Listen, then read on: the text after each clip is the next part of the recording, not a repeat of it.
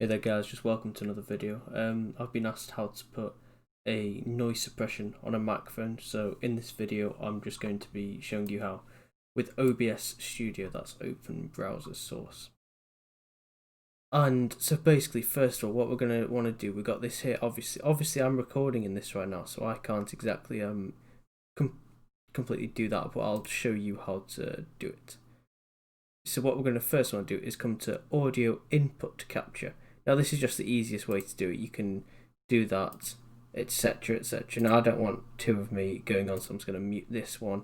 As you can see, it's the same thing. It's my Blue Snowball mic, which I'm using. You can set it to whatever you want in the device there. However, when you open this, it's going to come up with right click on that, and you're going to want to press filters.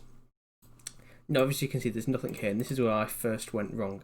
So what you're going to want to do, a lot of people don't see this, is this, and you're going to want to do noise suppression, and then you just click OK on that. You get higher quality, lower CPU usage if you're just on a bit more of a budget one there, and obviously I'll just show you how this works now.